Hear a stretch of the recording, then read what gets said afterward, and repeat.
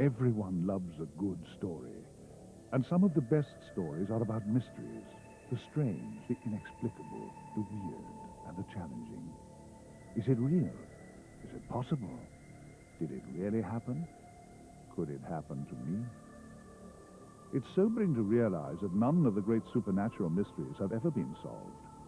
Our cavemen ancestors saw ghosts. We still see them today. UFOs have been around since the dawn of time. We still don't know what they are.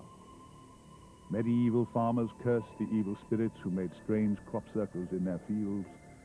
Today, we are still as baffled by them as they were. Although we live in an age of science and rationality, in which technology provides many solutions to our questions, rather than solving these great mysteries, technology has only succeeded in deepening them, making them more strange and compelling. We get tantalizing new evidence from underwater cameras, from sonar, from tape recorders and videotape. Now there are ghosts haunting our computers, flying saucers chasing our spacecraft, and rumors flying back and forth across the internet. Everything has changed, and nothing has changed. And perhaps it's better that way. After all, everyone loves a mystery. And what's a mystery once it's solved? It's a stormy summer afternoon in Wiltshire, and Mark Fussell and Stuart Dyke are on the trail of a new mystery. Fresh crop circles have been spotted in the middle of this field just north of Marlborough, and they are out to record the evidence. Well, I mean, over the last 5 years, we've now got a huge network of contacts, and they're out looking sort of every day. When the Germans come over, they look every day for us, people flying. So between all of them, we can get a very good sort of contact base for trying to find new information. And of course, being in the Aveby area, it's not that big a place to sort of look for them, you know, because you get a general idea of where they may appear. So it seems to work. Definitely seems to work.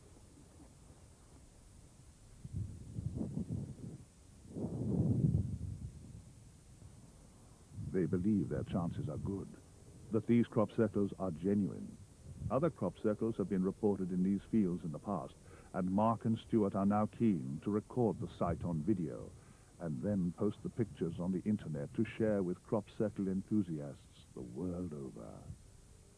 They have been tracking down and recording crop circles in southern England since 1989, and their website, cropcircleconnector.com, is the biggest site of its kind on the internet. This year, though, there's been a bumper crop of circles. Some are hoaxes. Others, well, who can say? Southern England is prime crop circle country, and, according to some, one of the most mystically charged areas in the world. Apart from the crop circles, it's here you'll find the ancient monument of Stonehenge and the equally intriguing Avebury rings. It's here you'll supposedly find ancient symbols and zodiacs carved into the hillsides, and UFOs aplenty over the town of Warminster in Wiltshire. Here, too, is Glastonbury with its famous tor rising up out of the Somerset levels. Joseph of Arimathea came here, it said, bearing the Holy Grail. And it is here, too, that King Arthur passed over into the mystical Isle of Avalon. This is land steeped in myth and legend, the ideal place to play host to the crop circle mystery. Crop circles are not a new phenomenon. Medieval farmers knew them well and presumed they were the work of the devil. Today we're much more sophisticated and believe they're made by good spirits. Well, perhaps that's not entirely true. While some claim that they're made by ethereal higher beings trying to get a vital message across to us, there are other explanations on the table, that someone is pulling our leg. Over the last decade or so, crop circles have become more and more complex. They've progressed from being, well, circles to the most amazing of patterns. Today, seriologists, as crop circle experts style themselves, prefer to refer to these circles as pictograms or agroglyphs. These are no freaks of nature. no act of localized whirlwind. Some intelligence is definitely trying to say something. Gotcha is the word that springs to mind. If higher intelligences are behind these patterns and are trying to communicate with humankind, one has to ask why they choose to do so by flattening crops in the middle of obscure English fields. When crop circles were just good old-fashioned circles, the most commonly held explanation was that they were UFO landing marks. Today, the explanations are even more way out. It has even been seriously suggested that rutting hedgehogs are to blame, flattening vast areas of crops in their passion. A few years back, the entire crop circle community was thrown into confusion when two elderly hoaxers, known colloquially as Doug and Dave, claimed to be the masterminds behind the crop circle mystery. The public and the papers accepted their explanation. Case closed. Mystery solved. But those who still investigate crop circles are not so sure. There are certainly some man-made formations, nobody would doubt that. But I think to say that all of the formations are man-made is really to ignore the evidence. When you look at some of the huge, complex designs which have appeared and then compare them to the man-made formations which have been made for TV cameras, there really is no comparison. To make some of these hugely sophisticated designs with hundreds of circles, some of them thousands of feet across, you are going to need several nights. You're not going to be able to do that in one night, as has been shown by man-made experiments. It takes many hours to make anything approaching what we see in the fields. Now there's that aspect to it, but there's also the aspect of the strange effects people have found inside. Some of the weaving, some of the way the crop is laid down is not consistent with mechanical crushing. And I think by now, if all of the crop circles had been man-made, that would have been proven a long time ago. 20 years down the line now since serious research began, and we still don't know what's making them. And the skeptics don't know, and even we don't know. But I think if the skeptics were right, they would have been able to have proven their case beyond doubt a long time ago. And the fact that there's still many thousands of people around the world who still believe this has not been explained by the human circle makers shows you that there is something here going on which demands greater attention. Intriguingly, it seems that the real crop circle makers may be starting to reveal themselves. Well, what is beginning to occur in the discussions about crop circles by people who are scientists, such as Dr. W.C. Levengood in the United States, a retired biophysicist who's taken great interest in this. He saw changes at the metabolic level in seeds and plants that provoked him to study more. The more he studied, he realized that the only way that he could create and reproduce any of the changes that he was seeing that could not happen with a board hitting it or string would be if he subjected the plants to some microwave energy. But if he used too much microwave energy, or if it was on too long, the plants would cook. When you come to the crop formations, you find metabolic changes, physical changes, but nothing is ever cooked. So something in a very refined way, a very specific way, is interacting with the plants around the world, leaving telltale signs. The microwave is probably involved, but that cannot be the only answer. And his summary now is, and he's written papers for scientific journals, is he thinks that there are spinning plasma vortices. The source he does not know. They come down, it's a down to the ground, to the plants, creating all of these formations in patterns that you can find in things like cymatics, which is using frequency alone on liquid.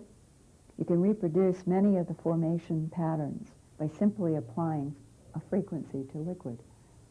But the plasma itself may be doing exactly that there may be frequencies involved that are being fine-tuned by a plasma vortex that contains microwave energy and electronic energy, very complex, and that there may be something about the soil, the microwave that create free radicals, and low-energy plasmas that may be, in a way, ever present around things like growing plants that we've been unaware.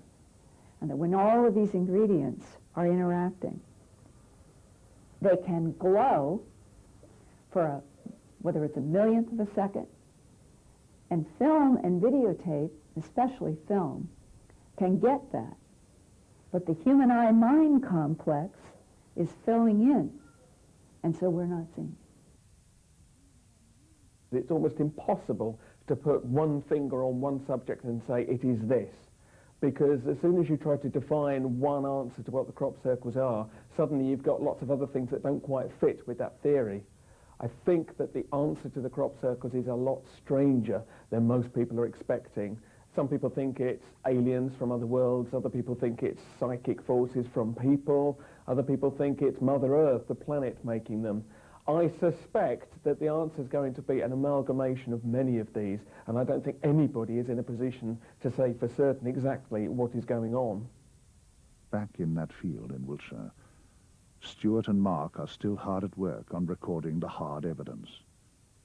After over 11 years in the field, they're still not sure what they're dealing with either. Well, basically, I think it's a combination of Earth energies and an aerial component. It's quite complex this. And I also feel that in some ways we're also involved, the human mind element, you know. And those three combinations are producing these designs in some way. But while the crop circles keep on appearing, they'll keep on recording them, come rain or shine, convinced that this just might be the greatest mystery of all time. Let's hope so, for their sake. No one wants to know that they've devoted so many years of their lives to investigating nothing more than horny hedgehogs. It has been suggested that Stonehenge itself is ancient man's way of worshipping the crop circle mystery. Well, it is circular, and it is slap bang in the middle of prime crop circle country. We can't know that it was built in honor of the crop circles, but then we don't seem to know very much about it at all. Forget the Druids, they didn't build it. It had already stood for 1,000 years before they turned up in Britain. It was built by ordinary farmers in the late Stone Age, about 5,000 years ago, and it took them 500 years. Even by our standards, this was a huge feat of engineering. The 80 or so smaller 5-ton stones had to be hauled at least 124 miles from Wales. The larger stones, the 50-ton Sarsen megaliths, came from 24 miles away. It's estimated that it took 1,500 men 6 months to move each of these stones. Something motivated them. We also know that the ring is a very precise solar and lunar observatory, and that these stones weren't just flung together. There are sophisticated tongue and groove joints, and allowance in the layout made to compensate for errors in observation caused by perspective. In fact, this is a feat of engineering on a par with the Great Pyramid, which is intriguing because Egyptian beads have been found in the graves excavated around here. Whatever Stonehenge is, or was, it seems that the so-called primitive people of the time were traveling around the world rather more than is commonly realized. Perhaps a lot more. When the pilgrims from Britain first arrived in America, they discovered an Indian tribe whose language bore a close resemblance to Welsh. Stranger still, the ancient written language of the Mayan Indians of Mexico resembles the ancient written language of Crete. And then, of course, there are the pyramids, both in South America and where they should be, in Egypt, not just on the other side of the Atlantic, but on the other side of the Mediterranean too. So what is or was going on? Perhaps Christopher Columbus wasn't the first person to discover America in 1492. Columbus was probably the last person to discover the Americas. Andrew Collins has been studying the new and exciting evidence for ancient transoceanic contact. The idea that Europe discovered the Americas thousands of years ago. In his latest book, Gateway to Atlantis, he sets out the evidence and reveals that it might just solve another age-old mystery. Evidence of amphora jars coins, blades of swords, daggers, inscriptions have been found right the way across the Americas, and they date to various periods, and they come from various cultures. The Romans, the Carthaginians, the Phoenicians, the Celts all seem to have been journeying across the Atlantic during this time frame. Now, we also know that about 100 BC, the Romans were fully aware of the existence of the Caribbean, because a geographer by the name of Statius Sabosus talks about it being 40 days sail between the islands of the Gorgades, which are what we know today as the Cape Verde Islands off of West Africa, and the so-called Hesperides. The Hesperides were the islands that were placed in the extreme west, beyond the Atlantic Ocean, and the journey time of 40 days matches almost exactly the time frame that it took Columbus to reach the Caribbean in 1492. Evidence to support transoceanic contact in ancient times has been found not only in the Americas, but also in Egypt. Evidence has been found in Egyptian mummies of cocaine, which is the active ingredient of the coca plant, as well as nicotine, which obviously is the active ingredient of tobacco plants. Now, how did this reach the interiors of Egyptian pharaohs or mummies? Well, the evidence is that there was trade existing across the Atlantic during the first millennium BC. And those responsible for this were almost certainly the Phoenicians out of southwest Spain and the Carthaginians of North Africa, who were their sister colony. We know that the Carthaginians and the Phoenicians reached the Canary Islands. We know that they reached the Azores and possibly even the Cape Verde Islands. And it may well be that they used the prevailing ocean currents and the trade winds to reach the Caribbean. And indeed, as I say, there is evidence of Phoenician and Carthaginian presence at various parts of the Americas. But the ancient mariners didn't just trade goods. They also brought strange and wonderful stories back home to the Mediterranean and gave us one of our most tantalizing mysteries. Around 350 BC, the Greek philosopher Plato wrote of an island paradise called Atlantis.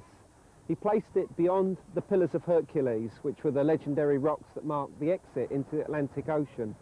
He said that the island existed in front of something he referred to as the opposite continent. He said that a series of other islands linked Atlantis to this opposite continent. He said that finally the island was sunk during a day and a night of earthquakes and floods, and that where Atlantis existed was now a shallow sea of mud and shoals. Now, various other writers from the classical era also talk about this shallow sea, adding one important ingredient, that it was covered in seaweed. It seems very much as if what Plato and the other writers were talking about is the Sargasso Sea. This is a vast area of seaweed, roughly the size of Europe, that exists between the mid-Atlantic and the Bahamas. How much faith can we put in Plato's retelling of these salty sea tales brought back by ancient mariners? For example, was Atlantis really destroyed in a terrible cataclysm, as Plato says? He was using core legends that had come across the Atlantic with these ancient voyagers, Carthaginians, Phoenicians, which had been picked up in the Caribbean, stories which told of the destruction of the larger landmass by floods, by a fiery serpent that crossed the sky, by an old moon that broke from its position and fell into the water. All these seem to be an indication of a cataclysm that occurred in this region in ancient times. The myths, it seems, are borne out by some indisputable physical evidence. The Ice Age ended around 9000 BC. It was extremely abrupt, and all the indications are that it was precipitated by a cosmic event, by a comet or an asteroid striking the western Atlantic seaboard and causing around 500,000 craters elliptical craters known today as the Carolina Bays that litter at least 6 states and also indicate that a large part of this object fell into the waters of the Atlantic, completely drowning large parts of the Caribbean and the Bahamas. So what was Atlantis like in its prime? Atlantis is seen to be a Greek civilization. However, these are merely the words of Plato. He was not a historian, he was not a geographer, and he was certainly not a mariner. So all of his conception of Atlantis was created out of his own fertile imagination. So if the images we have of the lost city and continent are wrong, what was Atlantis really like? It was at least as advanced of the Neolithic peoples of the Near East at the same time, 8 or 9,000 BC, and that the level, the stage that they would have reached would have been that of farming communities, maybe primitive temple structures, animal domestication. They have their own primitive technologies, but I'm afraid to say that the Atlantis of Plato, the fabulous Greek city that he describes, probably never existed, or certainly if it does exist, it is still yet to be found in the shallow waters of the Caribbean or the Bahamas.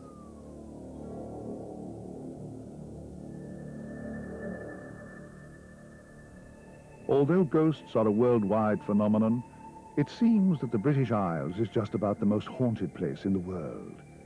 It's hardly surprising, then, that London should find itself the ghost capital of the world. Wherever you go, there's a story. Wherever you turn, it seems there's a ghost. London's Albert Hall receives tens of thousands of visitors every year, but not all of them are human. Workmen in the hall have also been terrified by a shadowy, hooded figure, believed to be the ghost of the priest who built the hall's organ. The glowing figure of Polly Nichols, Jack the Ripper's first victim, is said to have been seen huddled in the gutter of Durwood Street. The ghost of Catherine Eddowes has been seen here in Mitre Square, and the terrible screams of Annie Chapman are still said to echo around nearby Hanbury Street. The BBC building in Langham Place has 2 ghosts, but then it is the BBC. One is known as the Limping Butler, but the second is a decidedly odd apparition, which has been described as a large, dark, bat-like creature. This statue of Queen Anne stands in Queen Anne's Gate in Westminster. Legend has it that every year on the anniversary of her death, the statue gets off its plinth and walks the nearby streets. The embankment, it is reputed, holds a strange attraction for suicides. More people choose to kill themselves here than at any other stretch of the river. Here, beside the almost 4,000-year-old obelisk known as Cleopatra's Needle, is their very favorite spot. A ghostly figure of a nude man has been seen climbing over the wall, and couples out for a late-night walk have reported moaning sounds and wild, inhuman laughter. Westminster Abbey has, it's said, a phantom monk called Father Benedictus, who occasionally talks to visitors in the early evening. They are completely unaware he's anything more or less than flesh and blood, until he walks through a solid wall and vanishes. An unknown figure in the bloody and torn uniform of a First World War soldier has also been reported, arms outstretched as if begging for help. The Bloody Tower, the Tower of London, as you might expect, has more than its fair share of haunts and horrors, as well as the most prestigious big-name ghosts in Britain. Amongst its legions of the dead, it can claim St. Thomas Becket, Sir Walter Raleigh, King Henry VI, Anne Boleyn, Catherine Howard, Lady Jane Grey, Guy Fawkes, and the young royal princes murdered in the Tower, amongst many others. Of course, other British cities have their own equally bizarre and chilling ghost stories. So have the towns and the villages. Wherever you live in this country, a haunt is never far away. If you do encounter a ghost, statistics show that it's most likely to be a poltergeist. Is that good or bad? Well, it's rare to actually see a ghost in this type of haunting. Instead, objects are thrown about the home, mysterious fires seem to break out by themselves, and loud bangs and knocks seem to emanate from nowhere. Poltergeists have been known for thousands of years. Reports of such disturbances reach back to ancient Rome. The term itself is German and means knocking ghost. Poltergeist activity is person-orientated.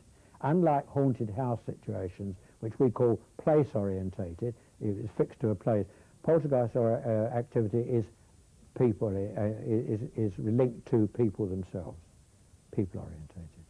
So if a person goes away and think they can run away from it, the chances are it would just follow them around, wherever they are. It will go away in time. And in case anybody listening to this is getting very worried, I've never known anybody to get hurt or damaged in any serious way by poltergeist activity. Never. There may have been 1, 2 reports throughout the world, but it's never come my way. So why does a person attract or create a poltergeist? And most important of all, could it happen to you or me? So when people are involved in this poltergeist type phenomena particularly, I've always found that there's a high stress situation somewhere along the line. Very often I ask the people involved, a family or children or whatever, whether there's any high stress situation. And very often I get the answer, oh no, everything's all right. But when I delve deeper, I find there is, and I can almost say that practically every case, and I've done hundreds of cases, I've investigated hundreds of cases in my time, there's always been a high stress situation behind the problems involved. Although poltergeist infestation can be unpleasant, few are as severe as the Enfield poltergeist, which Morris personally investigated. There, the haunting was less like Ghostbusters and more like The Exorcist. I think it was a case that I spent 6 months actually in the house, day and night, not all the time, of course, but practically all the time, investigating this case. And I spent 18 months on the case altogether, together with my colleague, Guy Lyon Playfair, and literally dozens of other people, witnesses who came to the house. And practically everything that has been, almost everything that's been reported in poltergeist activity happened in that case. Quite extraordinary.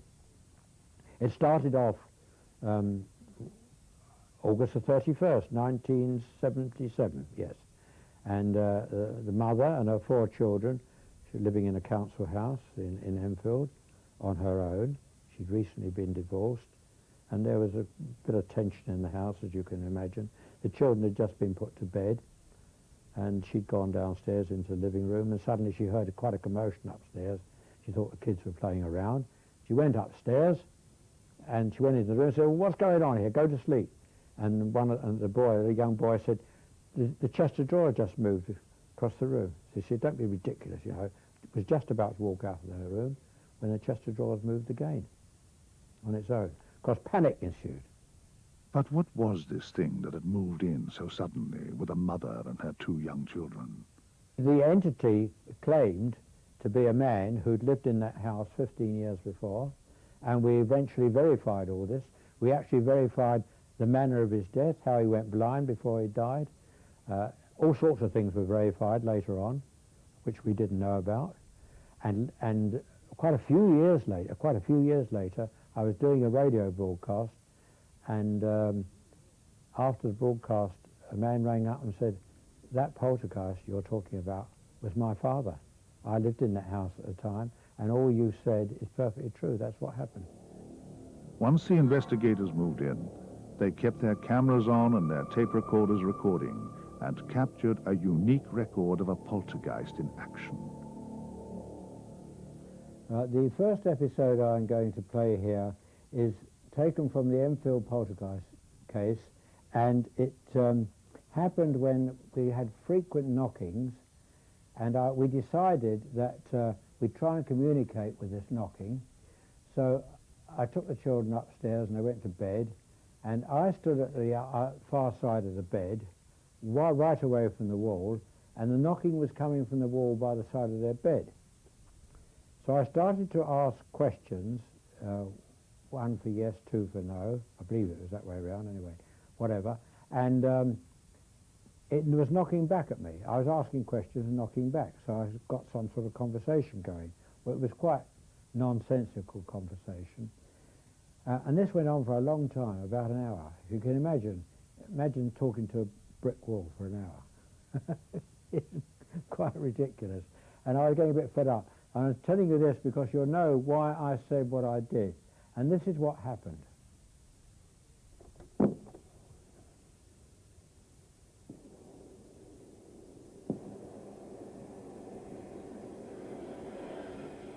Was that 53 years ago?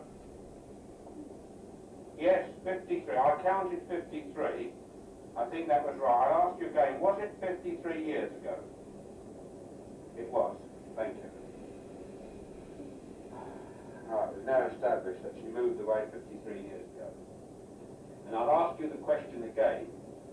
Did you die this year? You did die this year. Right. Now, why are you in this house? You shouldn't really be here. You understand that, do you? You understand that you really shouldn't be in this house? You do understand you shouldn't be in this house? You do. That was, again, 2 knocks.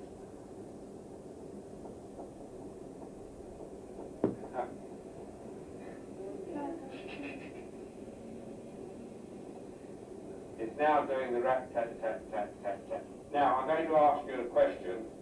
Are you having a game with me? Oh, right.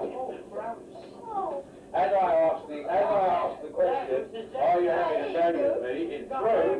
It threw the cardboard box and the pillow right at my face. Well, thank you very much. That was a very good answer. That was a very interesting episode in that the box was right away from the bed. They were lying in bed, right away from the bed near the wardrobe. The box took off from the floor, flew across the bed. I saw it as it was sort of in the air coming across the bed, hit me on the forehead, knocked me backwards. It hit me quite hard. It hit me hard enough to knock me backwards. And yet, a few minutes after that, I went to look in the mirror to see whether it cut my head or anything like that. There wasn't even a red mark on my forehead. Nothing. Quite remarkable. Yes. It was very strange. This photograph shows her when she had a very bad trance state and she was in a bad way. And we had to call a doctor in to give her an injection because she was so violent. And when a doctor came, gave her an injection of 10 milligrams of Valium, which of course is enough to knock an adult out. Anyway, eventually she went fast asleep, and the other children were asleep, and we all went downstairs, left them asleep in the bedroom, and we were downstairs for quite a long time, about 40 minutes, and suddenly there was a tremendous explosion. It's so bad I thought the top of the roof had blown off. We rushed up the stairs into the bedroom, looked around, looked into the bed, and there was Janet's bed was empty. Oh, I thought, oh my God, I got terrible fright then. Looked around, and then we saw Janet on top of the radio here, which is on top of the chest of drawers. She'd apparently been thrown 14 feet across the room, and she was unconscious on top of that radio set.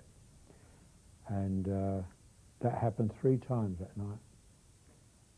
And you hear Janet, who was the epicenter, this young 11-year-old girl who was the epicenter, you'll hear her being dragged out of bed, out of the door, and literally thrown down the stairs. We heard the commotion. We were all downstairs. We heard a commotion going on. We rushed up the stairs, and we caught Janet coming down the stairs head first.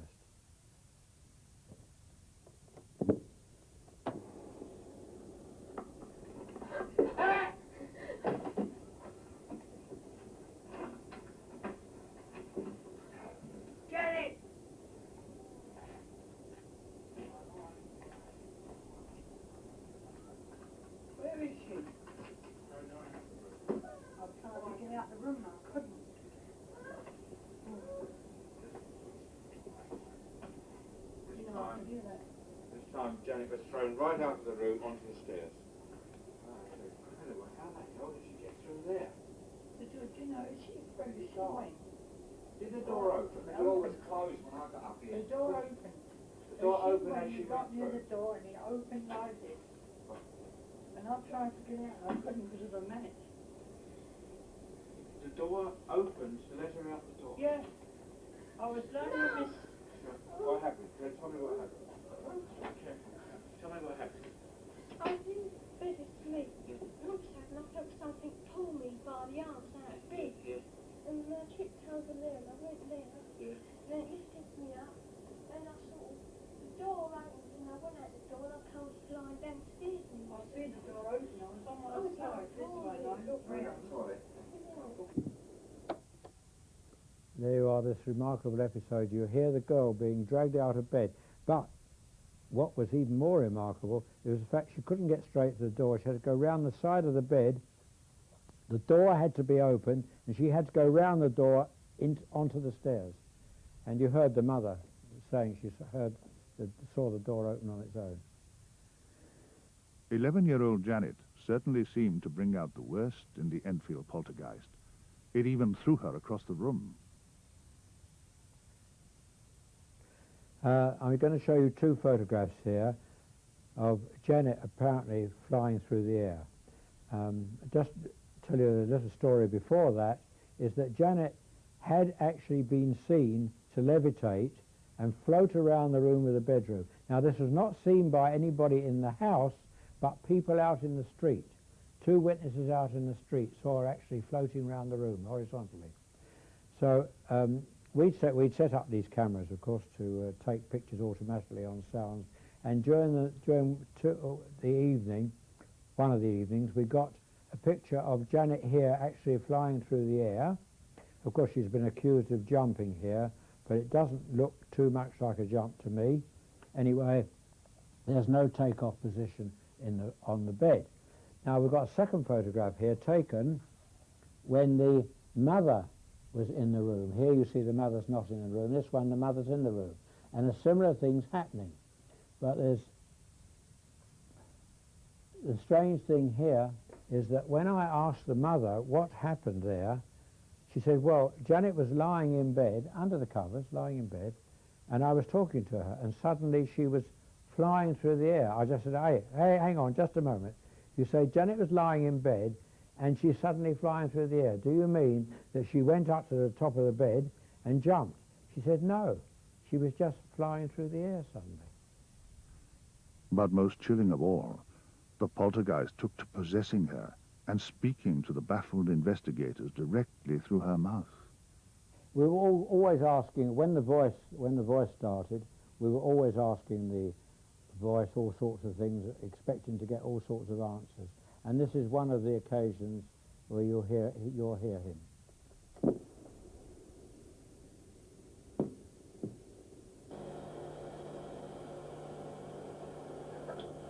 Bill, I want you to tell me whether you remember what happened to you when you died. Just before you died and just after you died.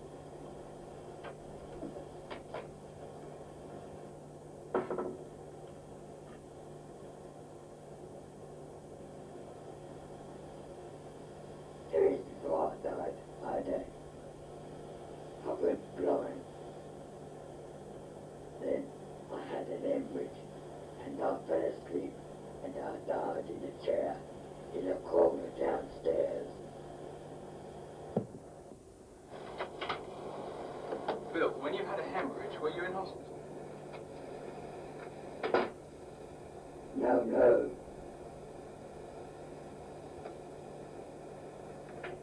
Where were you then, Bill? I died in a chair. Is this what a poltergeist really sounds like, in the flesh, or the ectoplasm, or whatever? Morris did some research after the case was finally over. At that time, neither myself, Guy Playfair, or I don't believe anybody else, my colleagues, knew what a poltergeist voice could possibly sound like. Certainly the family didn't know, because the kids didn't even know what a poltergeist was. It would take me a long time to try and explain it all to them. We'd never heard of anything like this before, and when the voice spoke through the child, it spoke like this, you know, my name is Bill, and it was uncanny. And this voice used to speak up to 3 hours at a time, not continuously, of course, and the girl hardly cleared her throat at all. It was quite remarkable. But then, shortly afterwards, Guy Playfair was looking up a very old case, some cases, and he found a case which described a poltergeist voice talking in the 19th century. Or was it? Yes, the 19th century, yes. And it described the voice as an old man's voice speaking in a staccato manner. Exactly the same type of voice that was talking through this girl. And we didn't know it, the children didn't know it, no, the mother, nobody knew it, and yet we got that identical voice. And we got some pretty good evidence from it as well. Morris wouldn't claim to have banished the Enfield poltergeist. These things come and they go. How and why remains a tantalizing mystery. We don't know why poltergeist activity goes away, but I think it's mainly due to people getting used to the activity and the whole stress of the situation being reduced. Because there's no doubt about it, as I said, I think I said before, stress is a sort of thing that seems to start it off. And when the stress reduces, so it all starts to go away. Perhaps, in this case, the entities, by the way, it wasn't just one entity, it turned out to be 8, I believe, later on, who were coming through in the voice. The voice was the same, but the characters were different. You could tell the characters were different. When that, I suppose perhaps they got fed up and just said, well, we've had enough of this lark here, let's move on. I don't know. But that's what happened. Although Bill was never photographed during the Enfield investigations, Morris has assembled a collection of intriguing supernatural snapshots from other cases, proving, if nothing else, that ghosts may not be as camera-shy as we might think. Now, I have a very, very good collection of anomalous photographs, that is, photographs which are literally inexplicable, and they all come from round about the 80s, some of them earlier, 1 or 2 in the 90s, but the majority of them, and all these you're seeing here, were before digital photography. So there's no question about any monkeying about with the photographs. All the negatives were all looked at very carefully, all examined, and all these photographs are completely genuine. There's no question about that. They came from ordinary members of the public using ordinary cameras under ordinary circumstances, and that is most important. Now, the first one was taken in Oxford. There were 2 photographs taken. The first photograph was taken where these 2 people here, this young man and the young woman here, were standing together, and that was a perfectly normal photograph. It's taken in a private wood in Oxford. And the second photograph that was taken, the elderly lady who took it, she asked them to stand apart for some reason or other, and she took another photograph.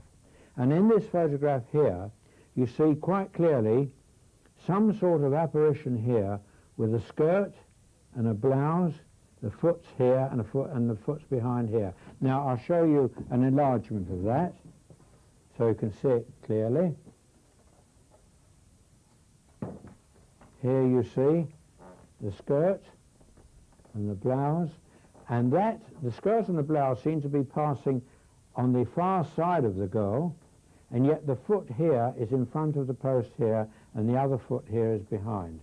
And the lady who took the photograph claims that must be her sister-in-law, who died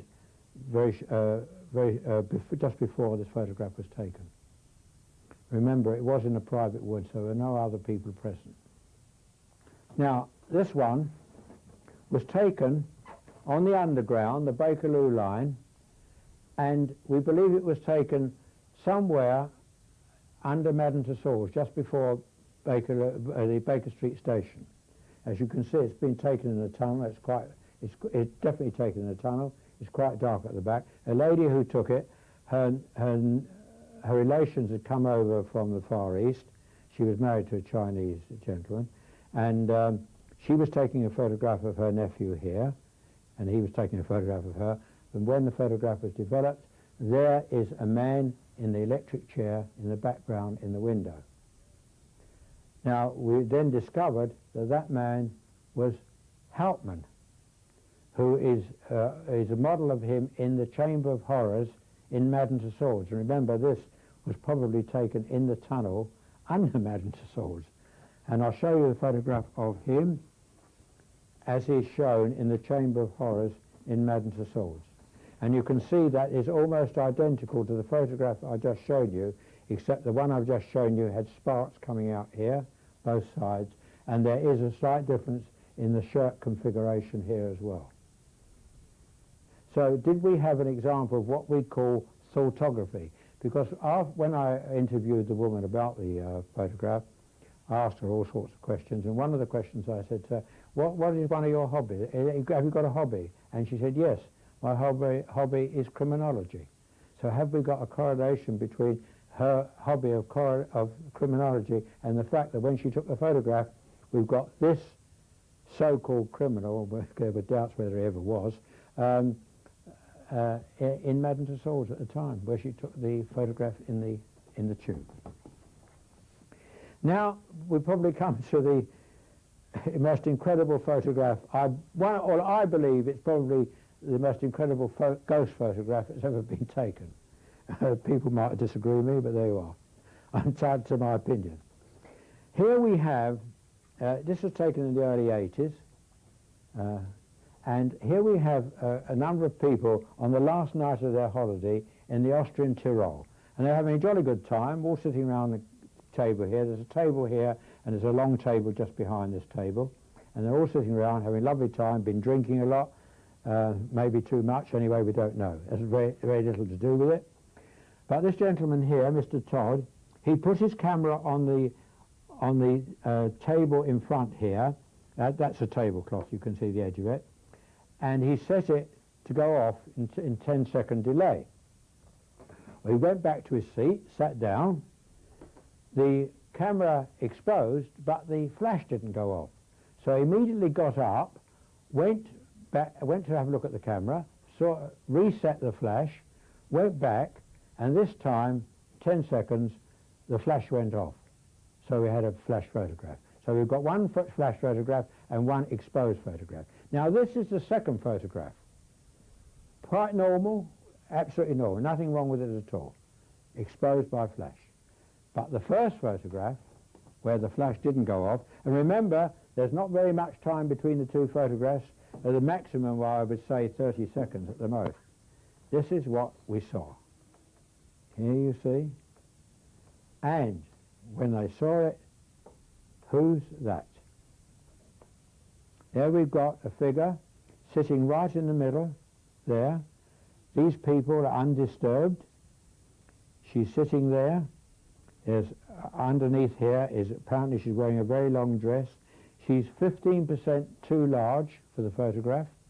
These people are in focus, except here where they've moved slightly, but she's in focus. She's out of focus, and they're all in focus. Literally an impossibility. And there's only a matter of seconds between the two photographs. Now, experts literally from all over the world have looked at this, and they've all gone away scratching their heads, including me. It's an incredible photograph. You may never be fortunate enough to capture a ghost on film yourself, but you may stand a much better chance of recording one on audio tape. Try it. Ask some questions into a tape recorder, leave it running, then leave the room. Electronic voice phenomena has been around for some time, and to explain what it is, it's people who claim to receive messages, radio messages, and even today messages on computers and on television, messages that don't come from anything physically transmitted. There's been a lot of controversy about this. A gentleman called Raul Dive did a lot of work on it, and there's been a lot of work to discredit what he did. most of the work that he did consists of garbled replies or messages in different languages, and the languages all mixed up. It wasn't very clear evidence, but there has been in recent years people who've come forward with, providing that the evidence is real, and I always say that, the evidence is real, and I've no reason to believe that most of this evidence isn't, of messages coming through which are not coming from physical sources as we understand them. It's a very, very interesting study, electronic voices. I've done a little bit of it myself. In fact, I've done some of it myself, and I actually got a result. And it was a very, very simple result, strangely enough. It happened twice. It happened during the Enfield poltergeist case, where I was in the living room on my own, and I was just doing a short experiment, and I said, if there's anybody there, will they please speak into the microphone? And there was deathly silence. And when I played it back, you hear my voice saying, is there anybody there? Will they please speak into the microphone? There's about a 5-second interval, and suddenly, no, as clearly as that. Now, I repeated that experiment in this very room many years later. And I was sitting here by myself, and my wife was in the other room, and I thought, I'll just try that experiment again, just for a lark. And I did exactly the same thing. But this time it was a little quicker. I said, is anybody here? Will they please speak into the microphone? About a second, and no, just like that. So I've actually had it. And unless I was faking it myself, it actually happened. Well, it did happen. Yeah. And when I took it into, I said, Betty, listen to this. And she said, well, what's that? She said, I've heard all that before. I said, no, you haven't. I said, that just happened in the next room. Apparently, you can record the voices of the dead in an empty room. Do you want to try? Do you really want to try? Perhaps it's not such a good idea. Most people are frankly terrified when they come face to face with the supernatural. Perhaps it's better to leave it to men like Morris. I'm often asked the question, how do I feel if, when I come across a situation that is inexplicable in normal physical terms, and how I react to it? Well, I can say that I react to it as something quite exciting, something. It's a difficult emotion to explain. It's certainly not fear, because there's no. I don't fear what I don't understand, and I don't fear the unknown as such, to put it in general terms. It's an uplifting feeling that here is something happening. It's happening. I know it's happening. I can see it's happening. My recording equipment is recording it's happening, and there's no doubt about it whatsoever. It's very, very exciting, and that's my main job in the work that I do, is to try and gather as much physical evidence as possible. I'm not a great one for theories. I leave that to a lot of my colleagues who love their theories and love putting it all down to the mind and telepathy and all sorts of things. I like to get the real stuff, the real activity. And when I'm lucky enough to get it, and I have got an awful lot of it, I'm elated. I'm elated because I feel that I'm leaving something for posterity. I'm giving something to the world that is important. Because when you come down to it, it's really the most important subject of all. If there is something else out there, if our life here on this earth is not the only thing there is, if there's something else, isn't it important that we should try and find out as much about it as possible, even if our efforts are not very good? But isn't it important? I would have thought so.